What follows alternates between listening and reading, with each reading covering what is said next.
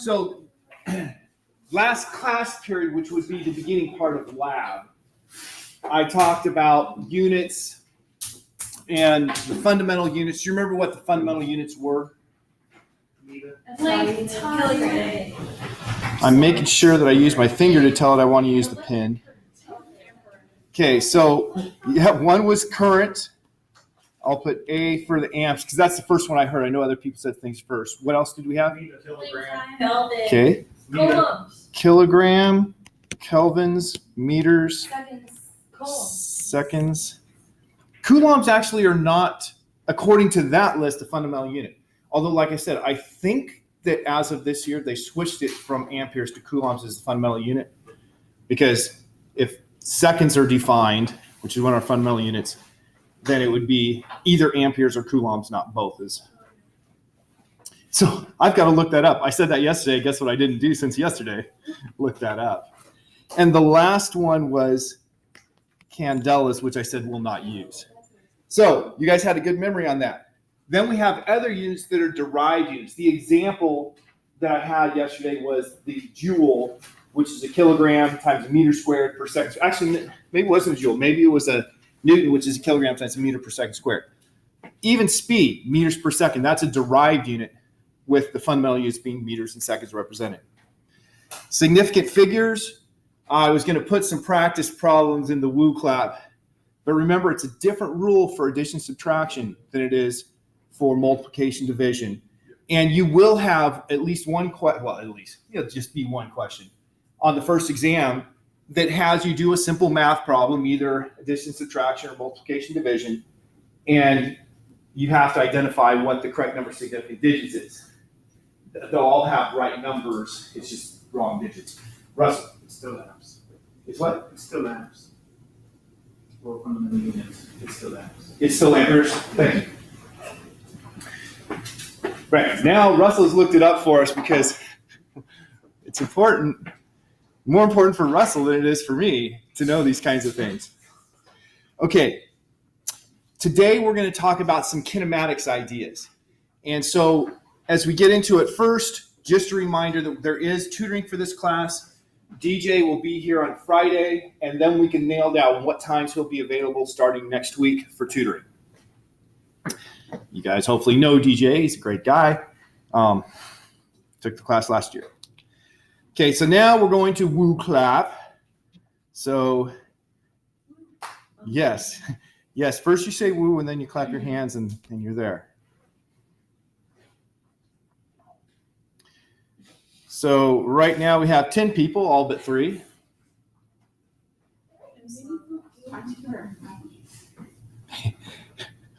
Just putting the...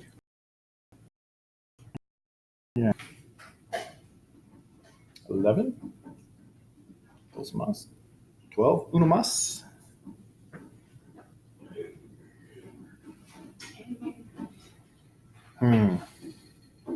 Is it still waiting for you?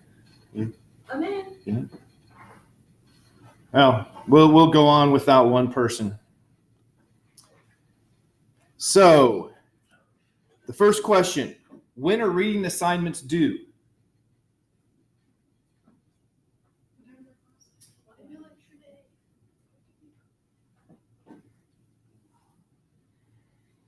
All right, all 13 people are in now. Good. Oh, I guess you don't have to do that.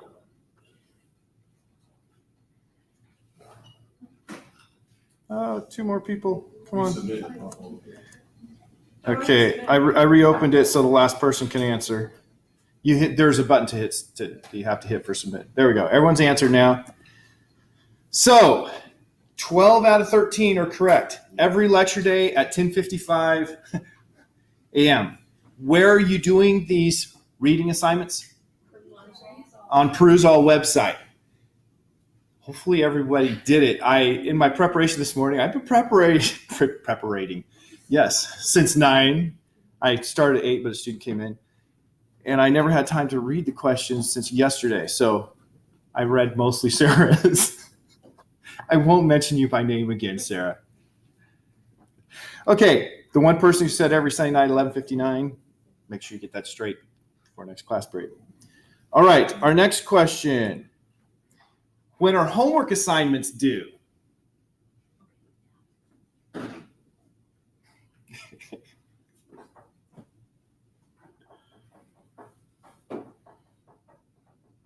These are really important things to get straightened out in the first week of school, obviously.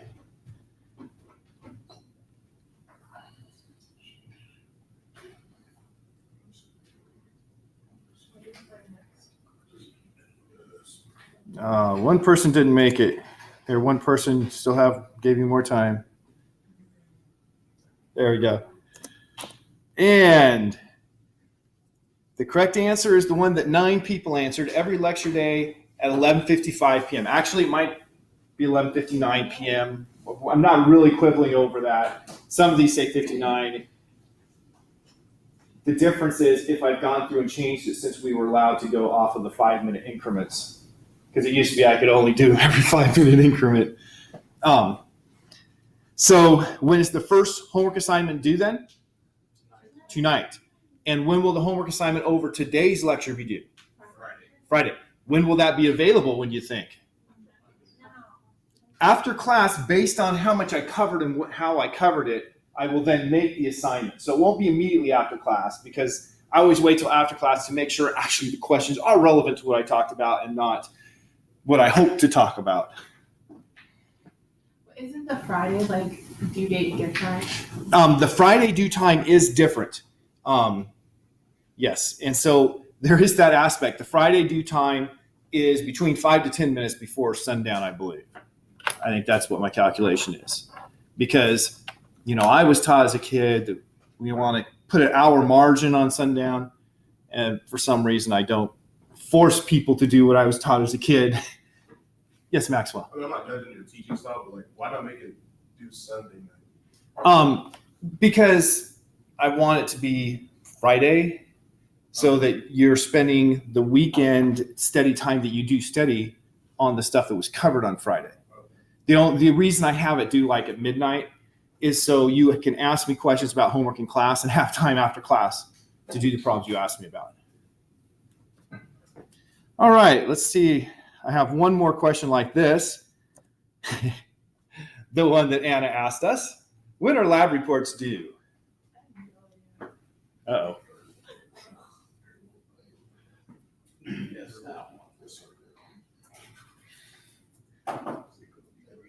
Oh, dang it, I'm gonna change it.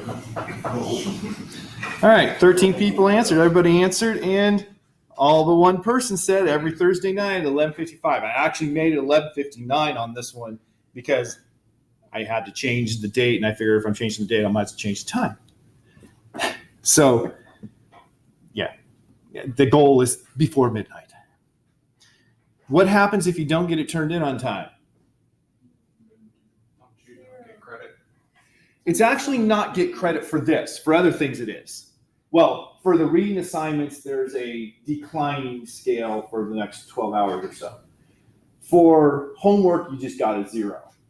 For the labs, it's 10% evaluated every Thursday. So if you don't get it by Thursday midnight, if you turn it in by the next Thursday midnight, you'll have 10% removed from your final grade on it. And if it's another week after that, you'll have 20% removed from your final grade on it. So you can turn those in later, but there's that increasing 10% every week. Of course, if you don't make it by Thursday, if you turn in Friday or the next Wednesday, it doesn't make any difference on your grade with that stretch. So, Good question. Okay, nope, not ready for that one yet. Let's go back to the lecture then. So, something for us to think about. If I take a ball, usually I can use a tennis ball, but Nathan and I, in preparation for our labs when we're going to go jump on trampolines at what used to be Defy Gravity, we were practicing to use my tennis ball for that, so now I have my golf ball.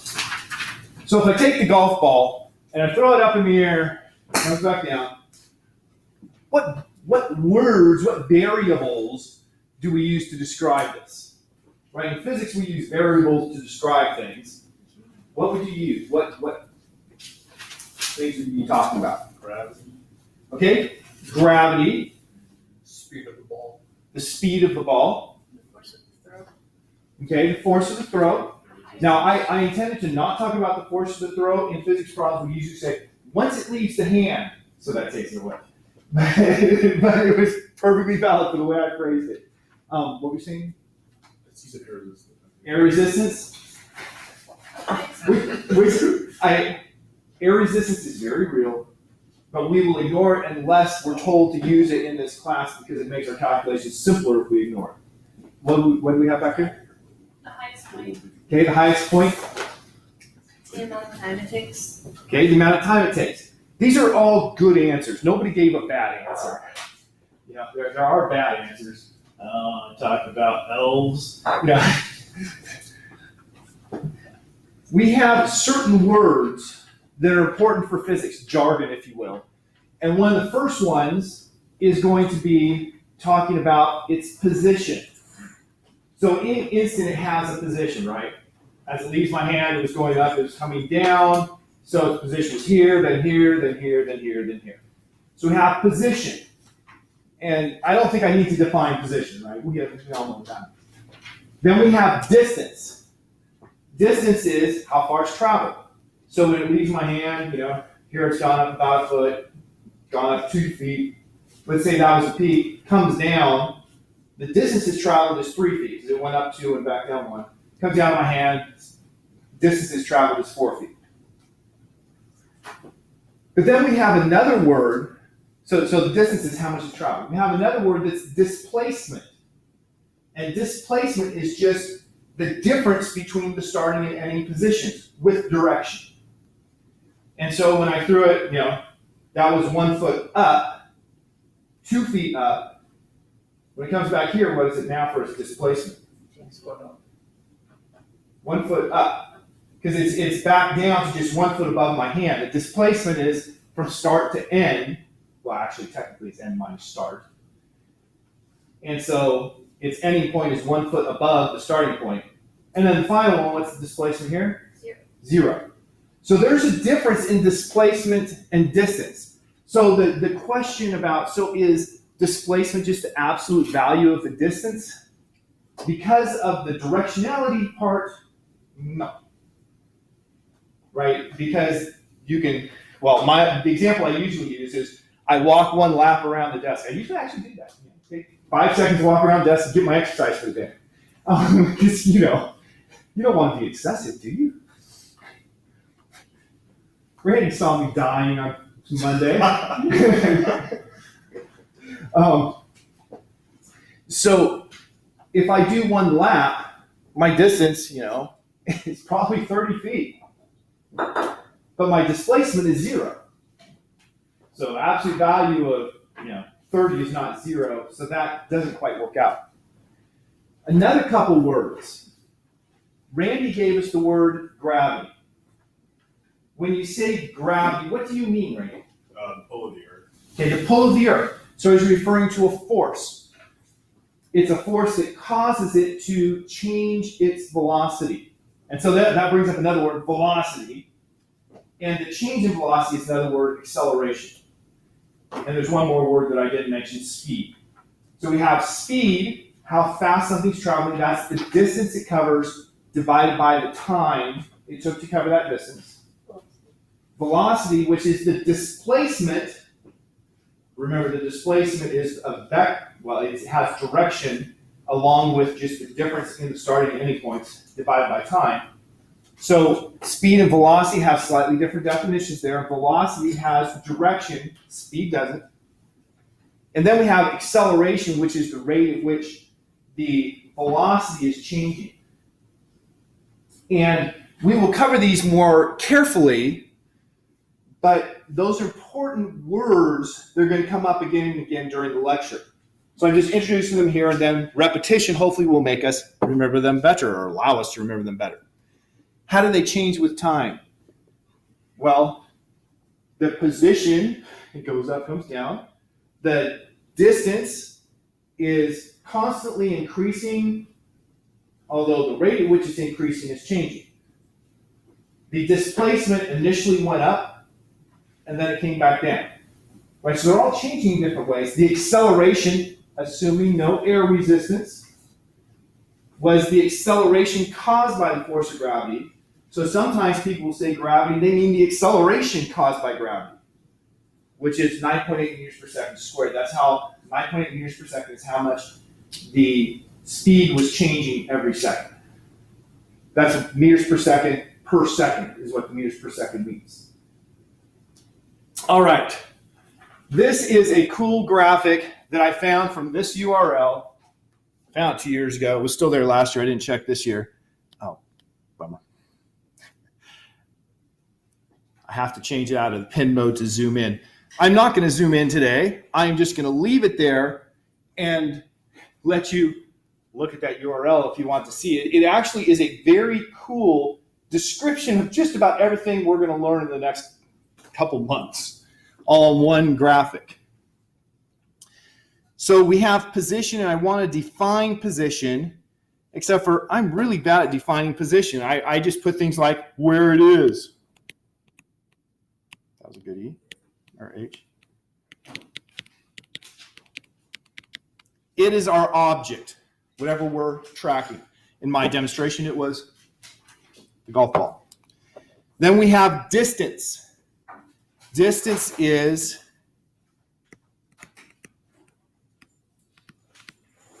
how much, I'll leave it at ground, has been covered.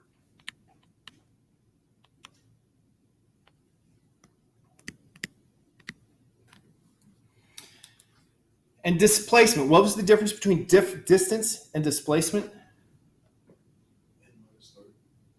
Okay, displacement was n minus start with direction.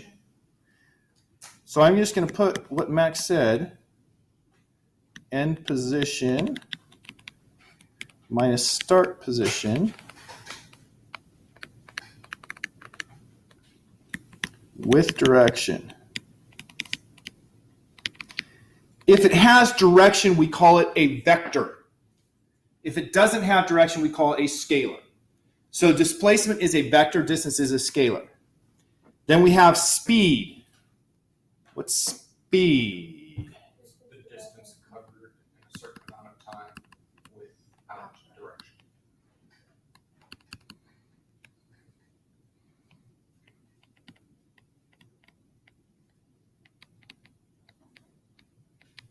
And I like to put this with an equation.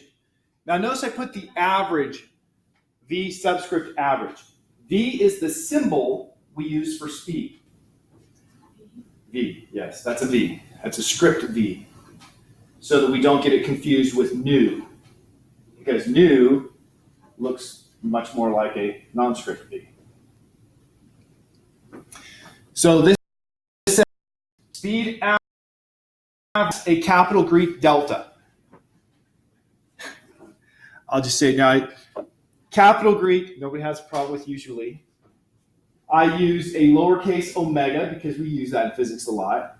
And I had a student coming up to me after class. She came up after class because she didn't want to embarrass me in class, which I appreciate. And she said, I used to be in a sorority. They made us memorize the Greek alphabet, and that's not omega. I said, yeah, that's a lowercase omega. She's like, there's lowercase Greek letters? So yes, this is a capital delta. It's not the only delta. There's a couple variations on the lowercase delta. Those in calculus know that you have both the partial derivative and you have that. Those are both lowercase deltas. Different ways of writing them. That mean different things mathematically. Huzzah. Okay. Velocity. What was the difference in speed and velocity? Okay, velocity has direction, and instead of distance, it was displacement.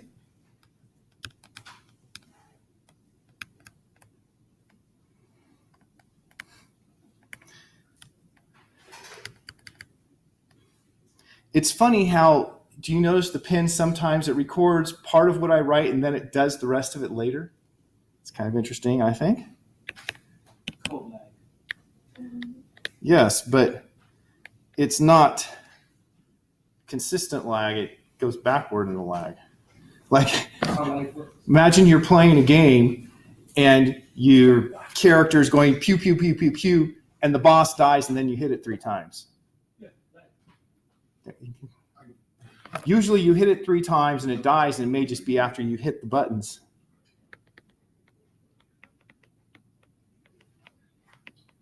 Now I wrote these in equation, wrote them in equation form. What's the difference in the velocity equation compared to the speed equation? The vector. Okay, it's the arrow, which represents a vector. Now I always use what apparently in LaTeX is called the harpoon for my vector signs, but it's a lot easier when I'm using Microsoft's equation editor to just put /VEC, then splash, what is it, RHARP or something like that. And so I'm going to switch over to using arrows instead of harpoons, in case you care. But this arrow over a variable means that it's a vector, that it has direction. Without the arrow, it doesn't have direction. V with an arrow over it means velocity. V without an arrow over it means speed. Now I wrote average here in these 2 equations. Can anybody think of why I put V average there? Because you don't know, like, that the speed hasn't changed over time. Okay, the speed could be changing over time. You could be speeding up and slowing down, and you're just taking the difference over the total time. So it's not the instantaneous speed, it's an average. So if we wanted to get closer to the instantaneous speed, what would we have to do? Add in position. Well, we have position, but we have the speed could be changing, like let's say we did for 10 minutes, and the speed could change in 10 minutes. How could we get closer to the instantaneous speed? I mean, we want that at a specific position. I guess is more of it. Well, at a specific time is what we would want. And so we would have to shrink the delta t, shrink the time over which we're calculating, taking a limit as delta t approaches 0. Well, if you take a limit as delta t approaches 0, those capital deltas become lowercase d's, and we call it calculus. So a derivative in calculus is just taking this and shrinking the delta t down. And so in calculus, you have an equation for the instantaneous velocity. Without calculus, you just have an equation for average velocity. I have a question. Yeah. With the denoting of vectors and scalars, like some people like bold. That is another thing. I can't bold when I write, Right. but textbooks do. And so in a textbook, you may have a bold character to indicate that it's a vector rather than having an arrow over it. So, as with many things, you have to learn multiple ways of doing it. The one that it's always going to be when I am writing or when anyone's writing is going to be with an arrow over it. But when it's printed, it may have a bold. So later on, I actually have an example of that. Okay, now position conventions. That Greek letter delta means change in. So delta x, change in position.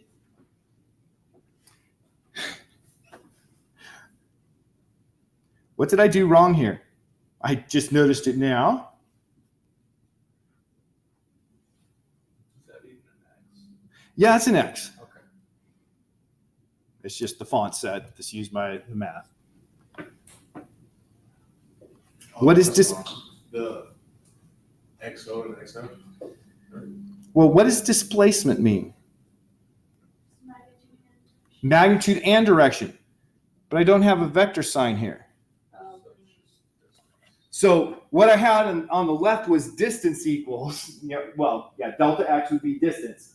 And on the right, I had displacement.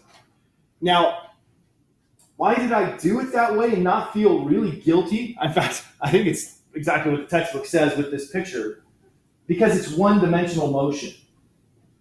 In one-dimensional motion, you don't have much difference because everything's in the same, there's no multiple directions. But I should be careful. If it has a vector sign, it's displacement. If it doesn't, then it would be distance. And distance is not, just starting minus ending. It's how much ground was traveled. Okay, conventions. Oh, I forgot to say, our convention for one-dimensional motion is to the right is positive. That's a convention. That means you don't have to use it. but that's what almost all your problems are going to have. And if you get used to it, it just makes things more comfortable, doing it the same way over and over and over. So the convention is to the right is positive. So in this picture, the teacher started at a position of 1.5 meters from our origin, and then she moved to the right until she was at 3.5 meters. And so her displacement was 3.5 meters to the right, the final minus 1.5 meters to the right, the initial. So delta, change in always means the final amount minus the initial amount, not the initial minus the final. Because that'd be the opposite direction or the opposite sign. Now, if we have two-dimensional motion, which frankly is what we will limit to ourselves in this class, because once you are able to go to two-dimensional motion, you can do any dimensionality, it just is harder. So there's no point in going harder if you can do it. So if we have two-dimensional motion, by convention, to the right is positive and up is positive. There are two independent directions, and they need to be perpendicular to each other. So I could have chosen two independent perpendicular directions like my fingers are pointing. I generally don't do that because it's going to make the problem harder instead of easier. And in fact, we'll learn later with two-dimensional motion, cold-blooded killer. We will learn of insects. We will learn that the easiest way to do most problems is to align our axes so one axis is parallel to the acceleration, and thus there's no acceleration in the other direction. But we're not doing two-dimensional problems directly today, just introducing that idea of the conventions for directions. Adding vectors. When I was a young pup, in first grade, they had to teach us how to add. And when they taught you how to add, I asked you first, just to see if how you learned is how I learned. How did they teach you to add numbers? Blocks? Use your fingers too. Use your fingers? Oh man, my teachers were like, don't use your fingers! No! Start you off with, then you have to. And then they take you off. Yep. Get you hooked and then they take it up. Well, what I was taught to do was adding with number lines. And so if you're using the number line, you have something like this that has 0, 1, 2, 3. If I want to add two numbers, like let's say 2 and 3, to add those two numbers, come on, baby. Oh, it's down here. To add those two numbers, I first put the first one starting at 0 and going out to 2. So that's 2 long, right? Is this ringing any bells for anyone? A little bit. Then I put the second one at the end of the first one, and I go 3 on the second one, right? So 1, 2, 3, and you're supposed to sit there and count them. 1, 2, 3. There, I went 3. And then the answer is from the starting point to the ending point. And so the answer is 5. Huzzah, we can add 2 and 3. You are proud, right? My mental math is amazing. That's how I was taught to add numbers. And that's exactly how we add vectors. Things with direction are added in what I was taught in high school is tip to tail, but what my textbooks always call tail to tip, where you put the first vector starting at your origin, and you have to use something to scale it, so a ruler to get the length right. Now here I didn't use a ruler, I just had a number line. And then at the end of the first one, you start the second one, and once again you use a ruler to get the length right, and then you take a ruler and you measure from beginning to end, and that tells you what the resultant is. The resultant is the name we give to the sum when we add two vectors. So that's tail to tip or tip to tail addition of vectors. And of course, what if we want to subtract? Like the problem shown above. It goes to the left 3 and then to the right 2. I'm going to have to change all these numbers if I'm going to make that one work. If it goes to the left 3 is my first thing.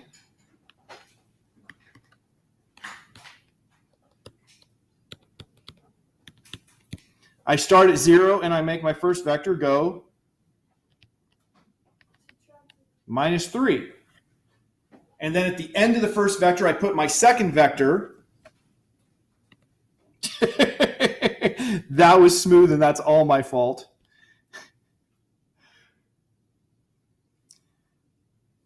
I put my second vector, and it was going to the right 2. So now my second vector goes like this. And so -3 plus 2, otherwise known as 2 minus 3, gives me a resultant of, and I got to change colors again, going from the starting point to the ending point, a resultant of -1.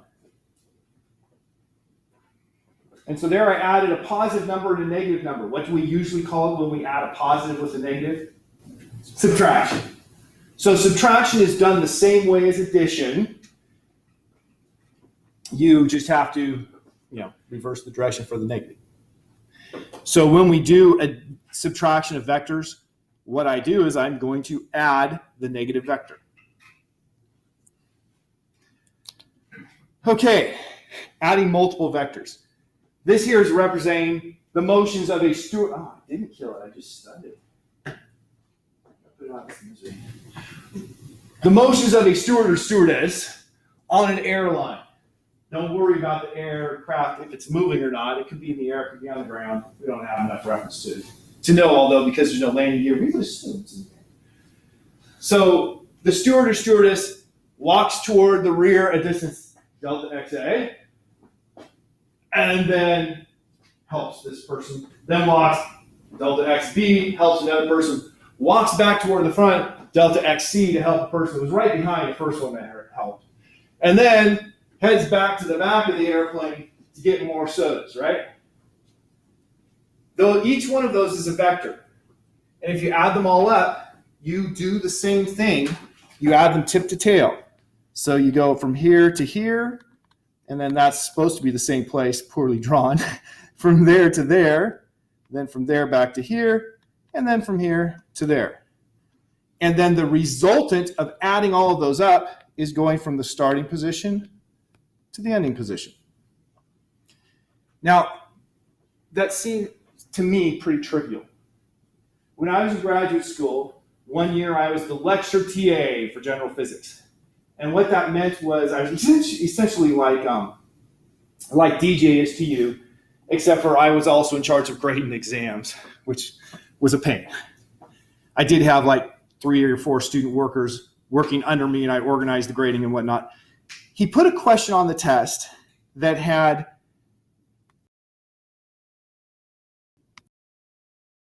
a diagram.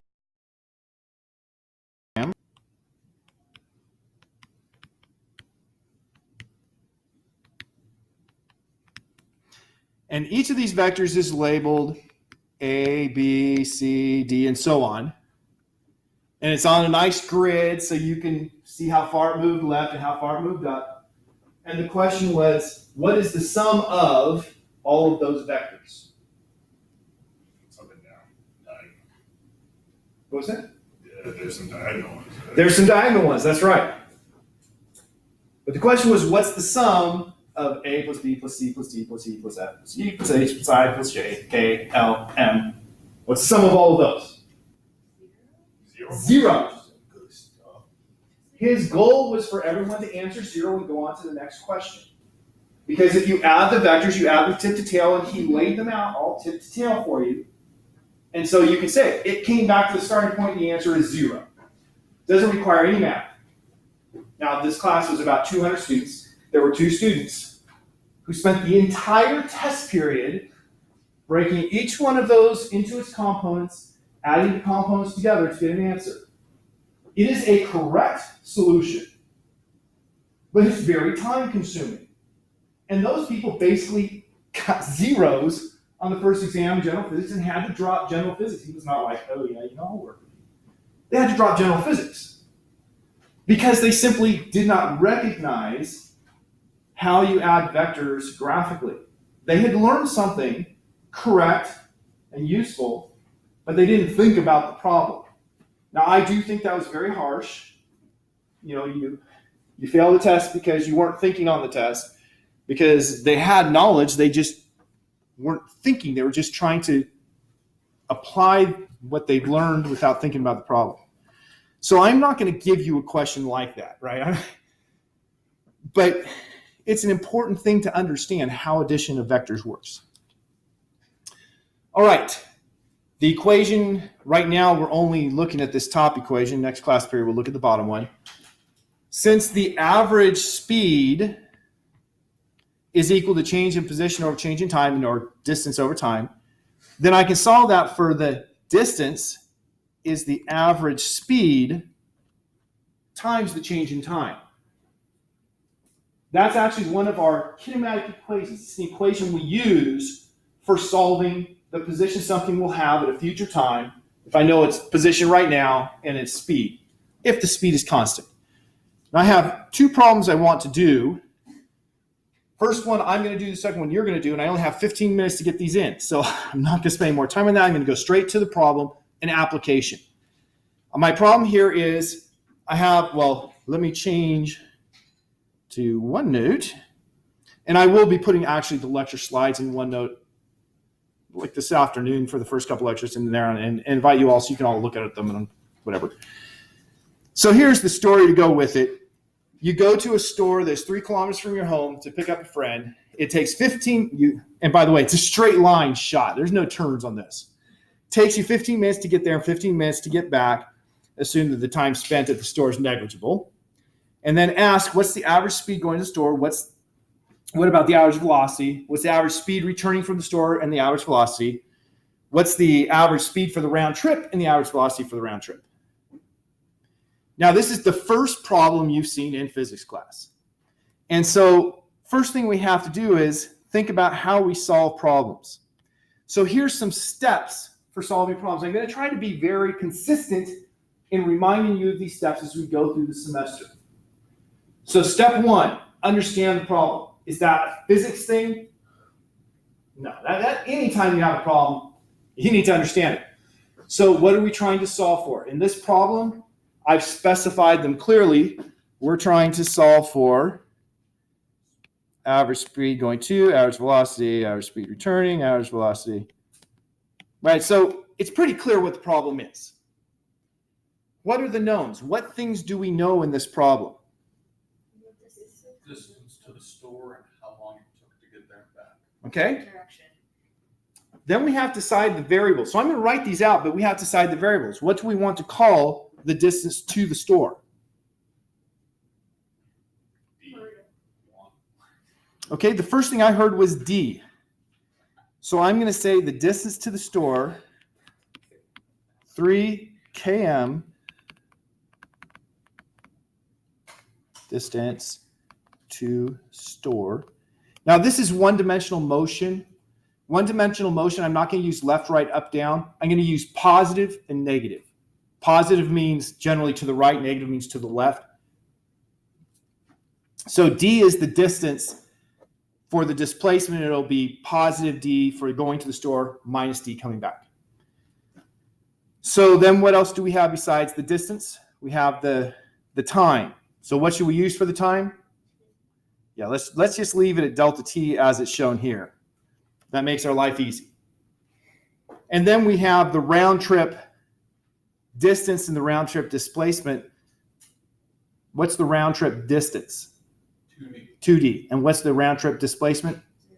0. So they have the delta x total, and I would put the vector sign over it to say, that's displacement is 0. And delta x total without the vector sign would be 2D. Okay, so we have all of those taken into account. Now we need our concept and planning. This is where our physics comes in. Now, if you're solving a problem in some other class, you still need to go through this step. But it wouldn't be physics in that class, it'd be something different. But physics is all about thinking about how these ideas fit together. So what idea is applicable in this problem? The only idea we've really covered. Speed. Yeah, the definitions of speed and velocity. You have both words there. The definitions of speed and velocity is the idea involved. What equation or equations? Well, we have the vector and the non-vector forms of the equation. So I have V average equals delta x over delta t, and V vector average equals delta x vector over delta t. So those are my equations. That wasn't very difficult because right now we don't have too many things to think about in physics. But as we go further and further in the semester, we're going to have a lot more to think about, and we're going to have more than one way that you can solve a problem, more than one idea that you could use to get to the same solution. So it will become more complex. Now we just use these equations to solve the problem. So going delta x is equal to d, the average is equal to delta x over delta t equals, and I'm just going to go straight to 3 kilometers over 15 minutes.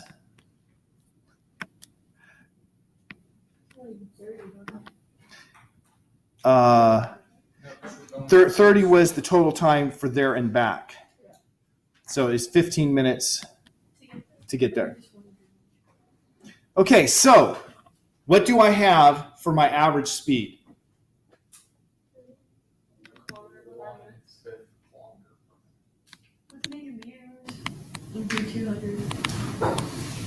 I am going to do just that. What we have is 0.20 kilometers per minute. But how many people measure speed in kilometers per minute?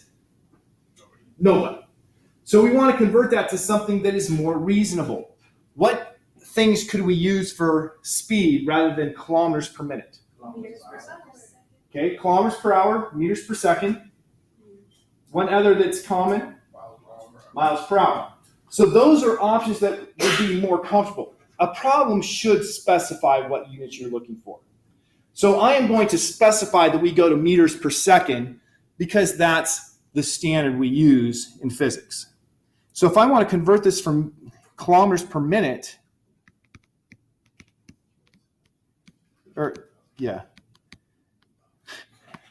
once again, to meters per second, I'm going to need 2 conversion factors. Conversion factors always have a value of 1. And I need to look at my relationship between the units I'm converting. So I want to convert from kilometers to meters. What is the relationship between kilometers and meters? 1,000 meters is 1 kilometer. Now, if I look at the units, I have kilometers on top, and I want meters on top. I'm going to have to put kilometers on bottom so the kilometers will cancel. And so then I say, okay, if I take this and I divide both sides by kilometers, then I have 1 is equal to 1,000 meters per kilometer. So that's my conversion factor.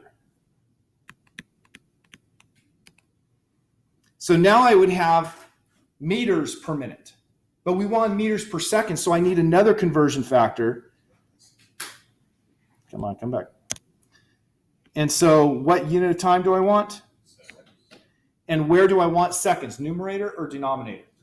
Denominator. So seconds are going to go down here, and I'm going to need minutes on top to cancel. What's the relationship between minutes and seconds? 60 seconds is 1 minute, so that's a factor of 1. So now I just multiply through 0.2 times 1,000 divided by 60, or to make it simpler for us, that would be 20 divided by 6. If I did that right. And it's what? 20 divided by 6 is going to be 3 1/3. Yeah. Crud. I am so not going to get to the last problem that I was going to have you do. But it's important to model the problem solving. You can't just jump right to it. So that's the average speed going out. What about the average velocity going out? Going out is the positive direction, so it's just going to be plus 3.33 meters per second. The plus to say the direction. I have a question. Sorry, if you were like answering this on a test or something, would you want us to write about again and to like put? No. Just write explanation. Oh, Okay, what about the return trip? What's the average speed going to be for the return trip? The same. The same, because it's the same distance and it's the same time. What about the average velocity? Negative. Negative, because of the direction. Now for the total trip, what's the average speed? 3.33. 3.33. If you want to be all kinds of crazy technical, you would say, well, it's 3 kilometers plus 3 kilometers divided by 15 minutes plus 15 minutes, and you get 3.33. What about the average velocity? 0, because you'd have plus 3 minus 3 divided by 15 plus 15. So we've got all those answers. The last step, right? You're not done when you get the answer unless you're out of time. The last step is look at the answer. Do the units make sense? Are those units of speed? Now, of course, in this case, it's really simple. But when you get to complicated problems, look at your units and make sure they're the right kind. And then does the actual number make sense? Who has a feel for what 3.33 meters per second is? Yeah, probably none of us. All right. I'm going to have to go straight to my conclusion slide, sadly. These are graphs of the motion. We will learn about the graphing in lab next week, so I'm just going to have to postpone learning about the graphing of the motion until next week. And this was the problem you're supposed to work out. But I want to go over what we have learned. And what we have learned, we didn't quite cover everything that I had here. Jargon, symbols, and conventions. We learned the difference in scalars and vectors. Scalars, they have a magnitude, that is the size.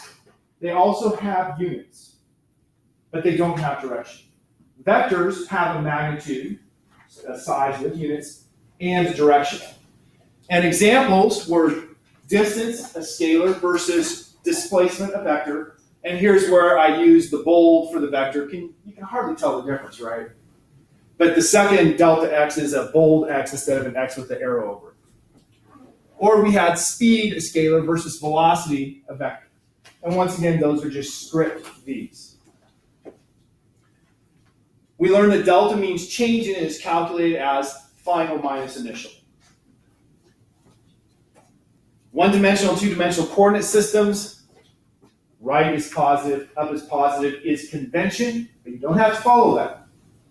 But if you have 2 dimensions, they need to be perpendicular. Skills we learned, converting units. We just finished doing a conversion of units at the end of the problem. We learned how to add vectors graphically. We did not learn how to do it analytically because that's some you in the problem that you're going to have to raise your hand as you're working with your other people at your table and say, "What? How do I do this?" And then I'll help you out. Part of the learning process. And combining, so we didn't do these last 2.